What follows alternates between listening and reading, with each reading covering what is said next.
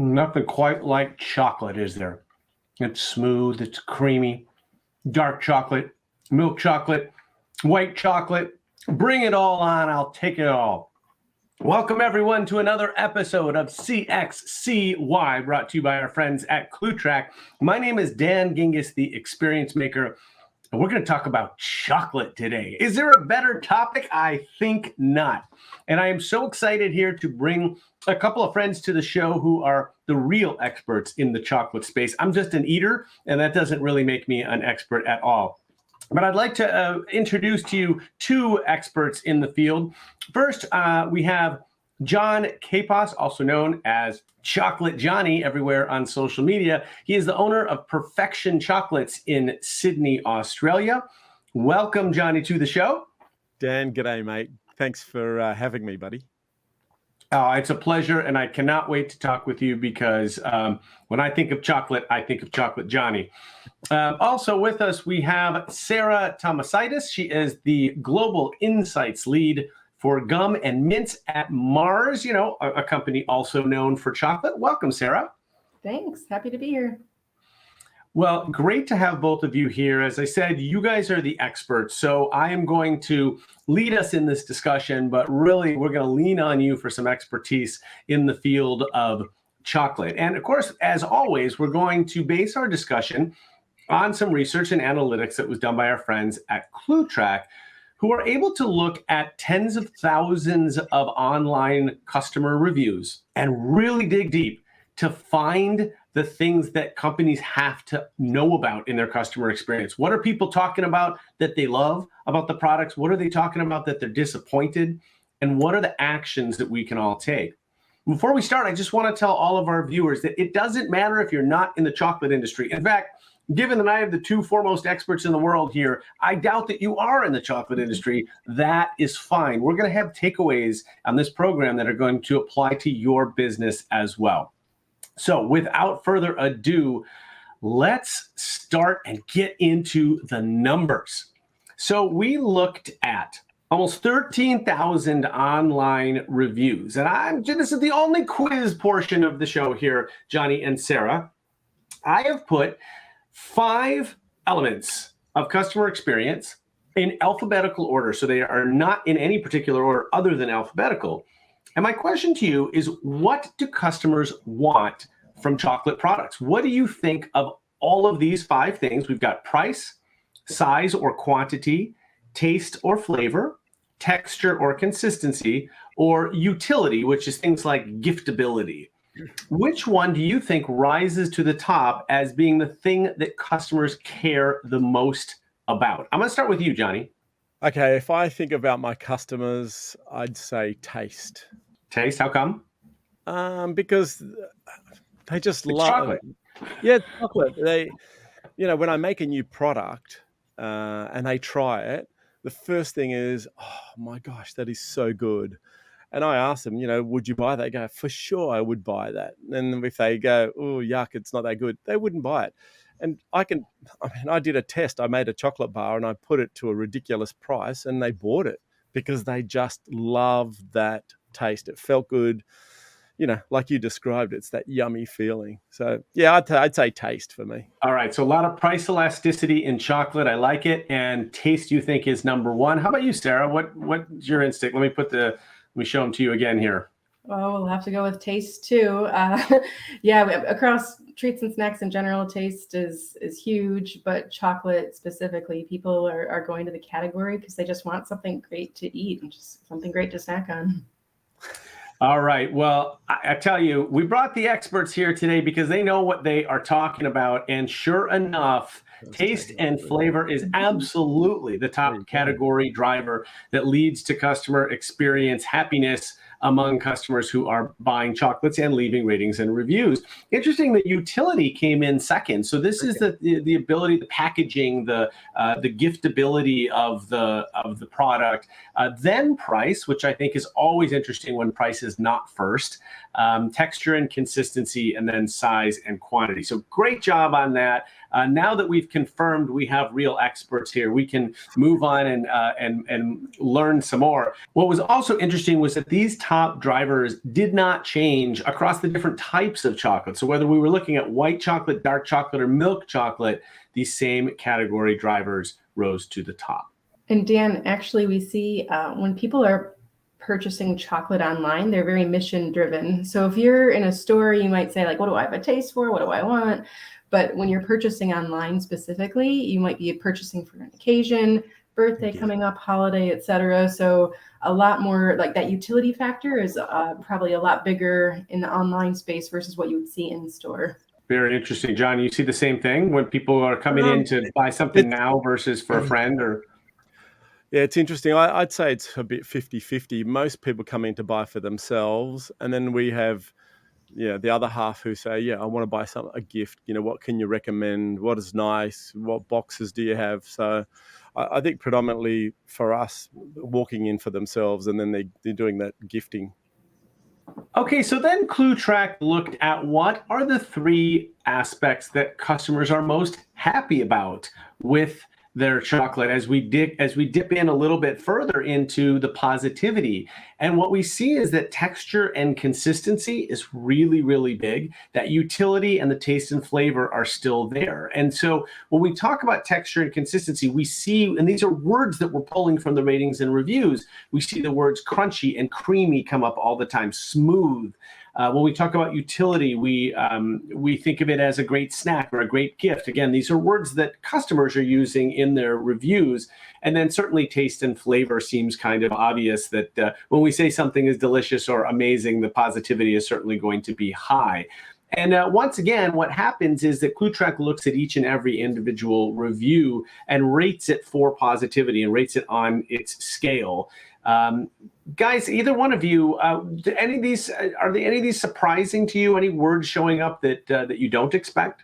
These look about right, and I guess from my experience in sort of purchasing chocolate or sort of treats and snacks online, there's sometimes like a concern, like, is the product going to come like intact? Is it going to be melted, damaged, whatever? So like the consumers are often with chocolate a little bit worried about this. So when they get it and it's meeting their expectations, and chocolate's amazing, right?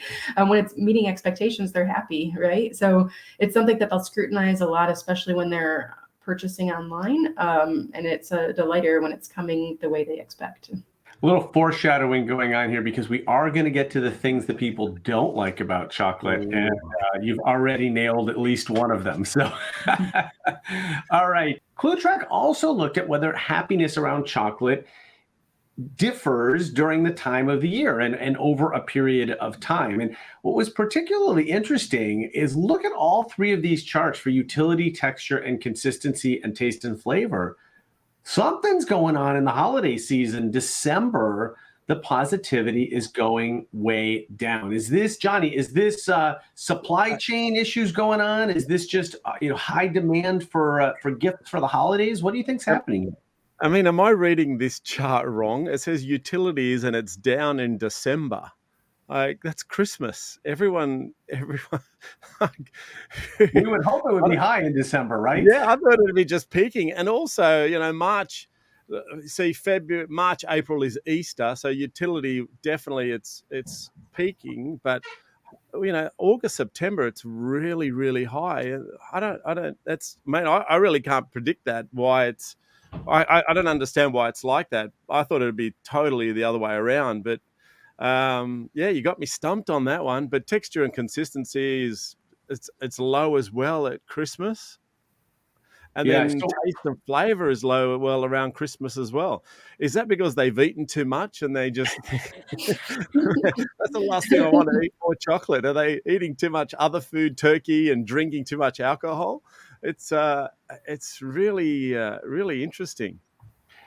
It certainly could be. I should say, just to be fair to Chocolate Johnny here, is that these numbers are from U.S. customers. So I don't know, maybe we do things differently here than in Australia, and that's why it's a little bit strange. But the only thing I can guess is that in the wintertime, in the Christmas season, is that the demand's really high and there's just more people ordering. And so there's more chance for things to go wrong. And that just brings the numbers down. The numbers aren't horrible. I mean, those charts, they look bad, but even the low points are still pretty decent. Pretty high. So it's probably what's going on. Just with Australia, we per capita, we are the largest consumers of Easter eggs. We consume billions and billions of dollars, and we're only a nation of 25 million. Every chocolatier is waiting for Christmas, and we always wished we had 3 more. So I think our numbers in Australia, you're right, would be definitely much higher. And our Christmas, and I think Christmas, because we do a lot of trade for Christmas gifts, definitely in the corporate side of it. So yeah, I don't know, maybe we should do 13,000 people here. Cool-Tracks could do it here. That'd be good.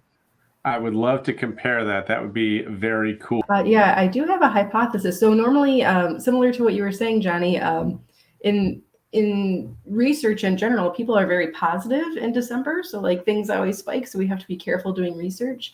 I wonder if this is a lot of first-time buyers of the category and they're not sure like what they're ordering. I know sometimes when I first bought dish detergent, I wasn't sure what size it was going to be, and then I was disappointed. I can imagine if you're ordering for a stocking and it's the wrong size and it's high stakes, you could be pretty bummed. So it could be the fact that there's a lot of first-time buyers coming in during these moments, and they can be disappointed if they're sort of purchasing the wrong thing on accident. Well, I have to tell our audience, we do not show our guests any of these charts beforehand. And Sarah, now for the second time, has forecasted what's going on when people are unhappy. So I think you're right. I think that it's what's happening is that the busyness of the season and certain things that might go on, not only are they creating some negativity because there's problems, but then that actually brings everything else down. It's like the whole idea of the rising tide raises all boats. The lowering tide does the same thing. It brings everything down. So I think you're right on that. Very good insight. Okay, so we love to share some actual verbatims that Cluetrack collected because I think the devil's in the details, and it's awesome to see real customer feedback and hear it in their words. So I'm going to read you 3 of the verbatims about the areas of delight for chocolate. The first one, these are delicious, fresh, and very giftable, as they are beautifully and individually wrapped. I highly recommend without hesitation. So you can see a lot of the utility value there as well as the taste value. This milk chocolate was so smooth and creamy. This is like royalty of milk chocolate, LOL. That must have been about one of yours, Chocolate Johnny, would be my guess.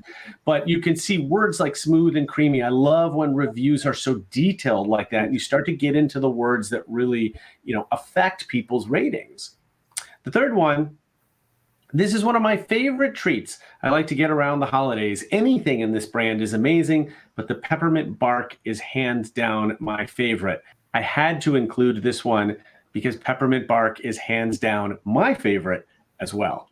I think I know who makes that too. So, because I've actually tried that peppermint bark, and yeah, it is pretty good. You guys are making me hungry.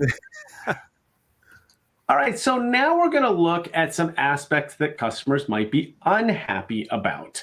And what we saw in terms of items that where the negativity rating is above 25%, we saw delivery and shipping, packaging and wrapping, price, and also size and quantity. Now, when we dig deeper into each one of these and we look at the reviews that are categorized this way, we see on delivery and shipping exactly, Sarah, what you said, melted chocolate and broken chocolate. That's going to ruin anybody's day, right? So we're going to obviously have negative reviews.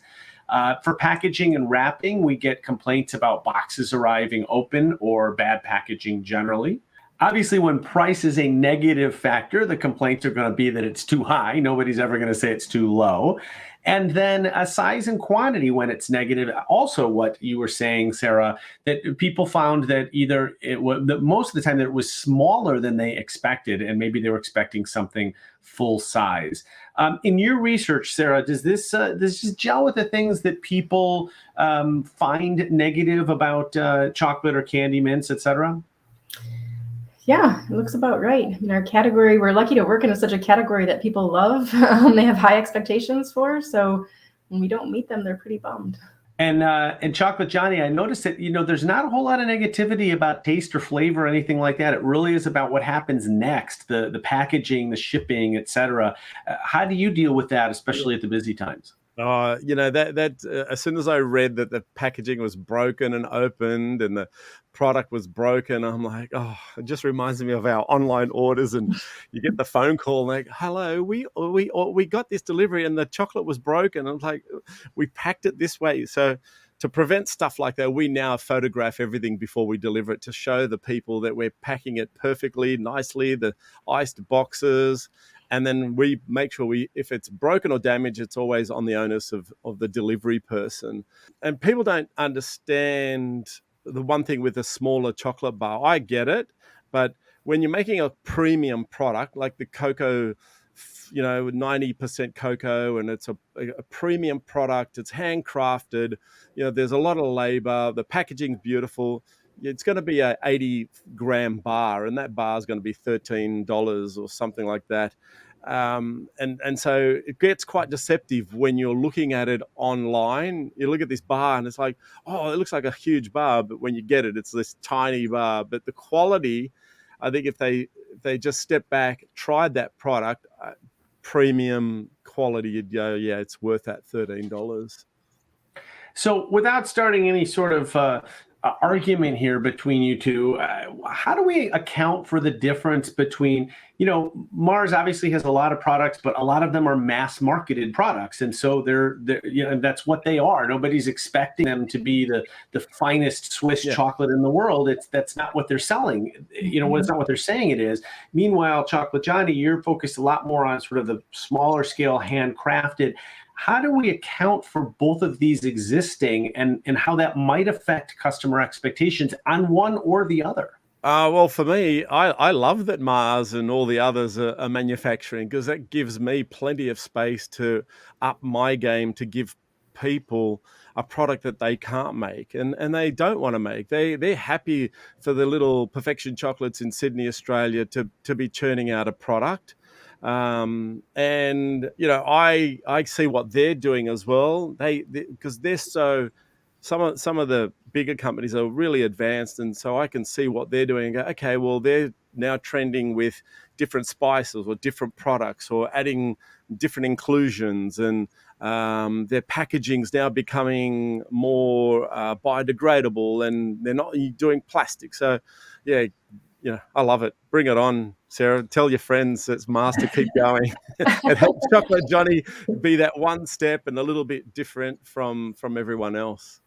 Yeah, we'll do. And Sarah, on the other side, what are you seeing in terms of, how does it change or how does it affect customer expectations of your products? Because again, my sense is, and I don't mean this in any derogatory way at all, but my sense is that when you buy a mass manufactured chocolate bar, you have a different expectation than when you walk into a chocolate shop where everything's handmade. It's just, they're almost night and day products, but yet when we look at ratings and reviews on the web, we might not be able to tell them apart. So do you see anything in your research about sort of how people in their own heads maybe compare products?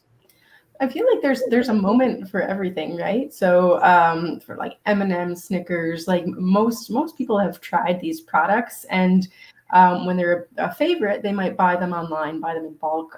They're sort of more familiar with them, right? So there's a time and place for everything. No matter what, it's chocolate. Consumers love it. So when they try it, when they try a Snickers or M&M's, I'm sure when they try Johnny's, that's the candy, that's the chocolate they chose for that moment. That's perfect for them. When we look in and ask people, how satisfied are you if you had M&M's, if you had high-end chocolates like fancy tablet bars, because that's what they selected for that moment, they're super happy because it's what they chose, right? And you can choose a variety of different chocolates for different moments and occasions, and it's the right choice for that moment. Can I add to that, Dan? Sarah, Sure. I'm so glad you said that, because I love my product. I think we're a superior manufacturer. But take me to the movies, me and my wife. It's a big box of popcorn, and I'm not bringing a Perfection chocolate bar. I'm actually buying a bag of M&Ms. It's been a tradition, And we've made chocolates all our lives, but I just love going to the movies. My wife and I get a big popcorn. We share it, and I have my own bag of M&Ms. And I don't know if you know this, Johnny, but it's sort of a cultural thing. Is on Halloween, the kids always search for the houses that are giving away the full-size package of M&Ms or the full-size Snicker bar. That's a really nice, the really nice houses, and then they all tell each other when they find the houses that are giving away the big ones. So okay, so we also looked at unhappiness over time and the difference between the first half and the second half, and you can see there that there was a reasonable difference in terms of size and quantity and packaging and wrapping, etc. And because these charts are showing unhappiness, I think this is starting to show us why we were seeing some of the negativity in the December area. It is gifting season, and it seems, at least in the United States, that we have a little bit of an issue around the packaging and the shipping, what we call the last mile in retail. And Johnny, you referenced this earlier. Unfortunately for all manufacturers, that's the part that you can't control because it's some other company that's doing the delivery. I actually wrote a blog about this recently. I captured on my Ring doorbell, I captured the delivery person throwing a package onto my front step. Now, he was only 2 steps away. He just needed to take 2 more steps. And instead, he launched it. And I got a great snapshot of my package, in air, right? Now, he didn't know what was in there. As it turns out, it wasn't fragile and it wasn't chocolate. Darn it, I wish it was chocolate. But the point is that company, that retailer, really doesn't have anything to do with that experience. And yet, if that product is fragile and it shatters, who am I calling? I'm calling the retailer, right, to help me out with it. So I imagine that must be incredibly frustrating. And you alluded to it, Johnny, of taking pictures and trying to show people ahead of time. But what else can we do to sort of address that? The shipping piece seems to be an issue that is rising to the top, and yet it's a piece that's out of our control. Let me start with you, Johnny. So what we've done now is we actually started using Uber delivery. And they know that it's a box of chocolates or it's fragile. There's another company called Zoom to You that we've used who deliver cakes, food products. And so when they pack everything in the truck, it's always packed nicely. It's a little bit more expensive, but we've never, ever since we've turned the tide from the guys who tend to throw the box, we've had no one complain or ring us back. And the one thing I've got 2 sons who are sort of running the business as well, and while they're studying at uni, they do a lot of the deliveries as well, to a point where we don't have the big brown boxes with a tape. We actually just have it in our nice gold gift bags. They'd knock on the door now that COVID's over, and we just literally hand it over. And every time we get a compliment saying, wow, we just love that hands-on service. What a great experience. Thank you for going to all that trouble. It's an amazing customer experience. And then if something goes wrong, you know exactly who to blame. I like that. My 2 sons. Right, exactly. Sarah, anything that you see as you're doing research and looking at insights, anything you see around packaging or shipping that comes up broadly? You don't have to tell us any super secrets, but like anything that comes up broadly that causes you to maybe rethink how do we package a certain item or et cetera. Yeah, so Mars has been investigating into this, but one of the things that we found, a silver lining to the pandemic, is more consumers in the US have been used to shopping rather than Amazon through like grocery, right? So like when you're buying through a grocery store, there's a lot more sort of precautions and sort of safety measures for making sure that the product arrives sort of more intact. And it's also a lot more sort of typical of what a consumer would purchase, like a small bar of Snickers versus like a 10-pound bag. So on that front, we're seeing a little bit more satisfaction for consumers because they know what they're getting. And when they're buying from those grocery stores, they know how to sort of keep the products, keep the ice cream, keep the eggs like cool, and make sure that it arrives intact. And what do you do, if anything, in the summertime when you know that your product is shipping out and it has a better chance of melting? Is there, do you work with distributors or the grocery stores? How do you make sure that the product maintains its integrity? It's a good question, Dan. But because we're trying to work with Amazon here in Australia and the US, and Amazon will not work with chocolates during the summer months. So I'm pretty lucky. The winter months are your summer, so I can, when we start negotiating, we'll work through the winter here, and then as you guys get into winter over there, so I will hopefully have a full year of supplying Amazon Australia and then the US. Yeah, they said no way we're doing chocolates or anything that's perishable due to the heat. I just learned something today. Are you telling me that I can order Perfection chocolates here in the United States? You can order Perfection chocolates in the United States. Well, that's awesome. Although I will say, as I've told you before, Chocolate Johnny, I've been to 35 countries and I have still never been to Australia. And so I would much rather come visit you in person, see the shop and buy it there. So we'll make a date. All right. I want to share with you some verbatims of customers that are showing kind of what the areas of improvement are. The first one says, obviously, I wouldn't order this in the summer or anything like that because they will melt and you will have wasted your money. So customers understand that. The candy bar box arrived with smashed corners and looked like it had been thrown around the warehouse a few times. I love that image that somebody paints. And unfortunately, the item was received broken in pieces due to a soft mailer bag, and the item expired the day I received it. Yuck. So this is what we see when customers are complaining online. And I always find it so powerful to read things in customers' own words, right? We've intentionally here just written it exactly like the customers have written it. If there's spelling errors, if there's grammatical errors, or et cetera, because it's how you want to get the most authentic feedback that you can. I think it's so important in every industry to hear that literal voice of the customer. Okay, so we're going to get to our takeaways now.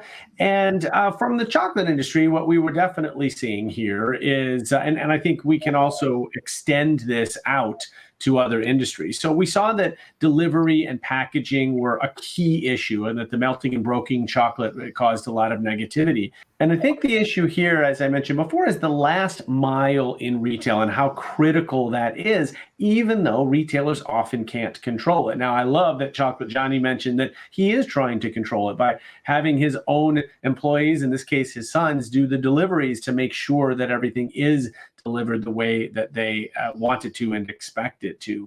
But other retailers have to pay attention to this last mile, and whether that's improved relationships with the shipping company, better packaging, etc. The second was price, and obviously price is something that every industry grapples with. But I think the main issue here in this industry, which definitely applies to others, is that people just want value. So when Cluetrack looked at different pricing bands of chocolate, what they found was that people didn't really talk about price in the lower bands. Not surprising. And then as it started to get really, really expensive, then there was this question of price. Sometimes it's worth it, sometimes it's not, but people definitely started doing that value comparison. And finally, with size and quantity, a lot of the issues that came up were that it was smaller than expected, or that somehow the manufacturers are intentionally making the size smaller or it looks bigger in the advertisements.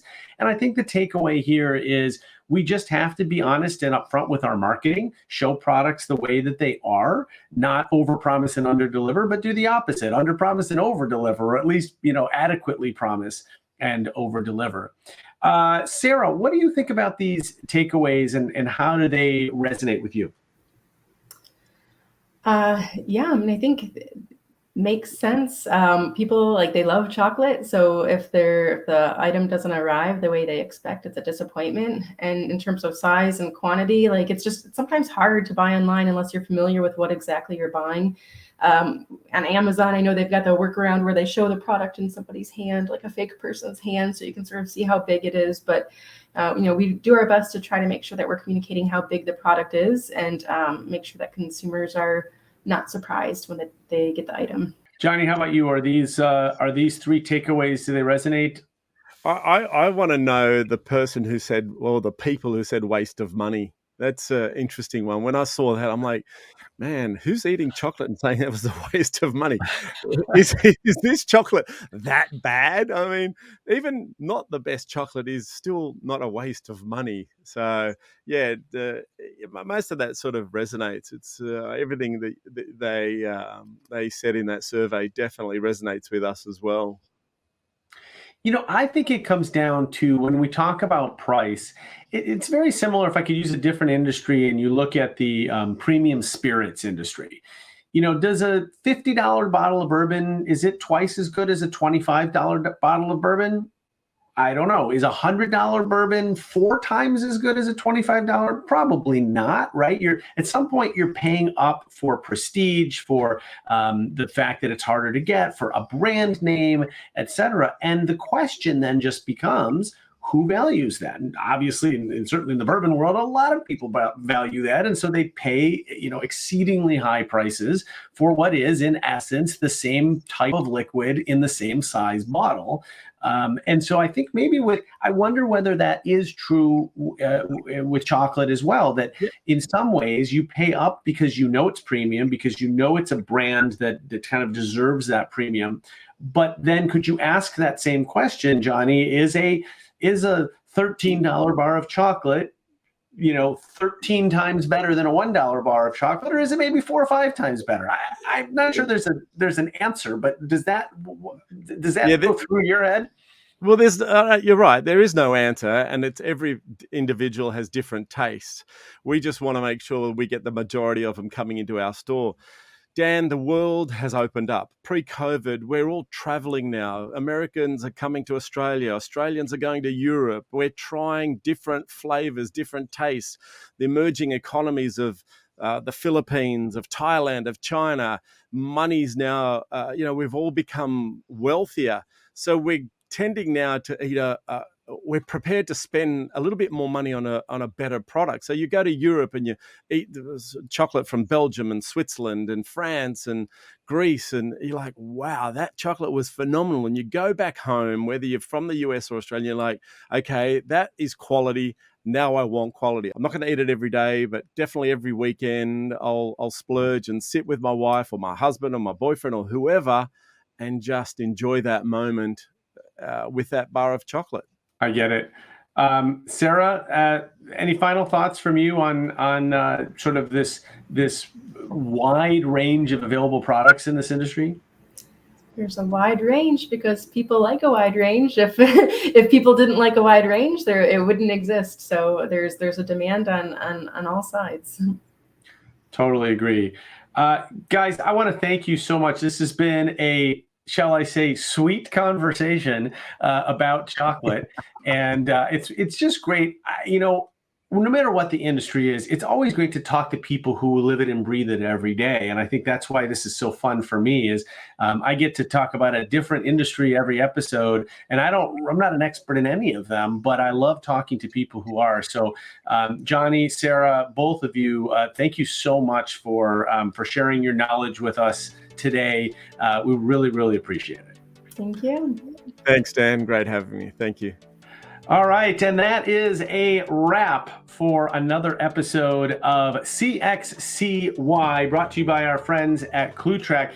I'm going to go back to my chocolate bar now and finish the rest of it. I'm Dan Gingiss, the Experience Maker, and we will see you next time on CXCY.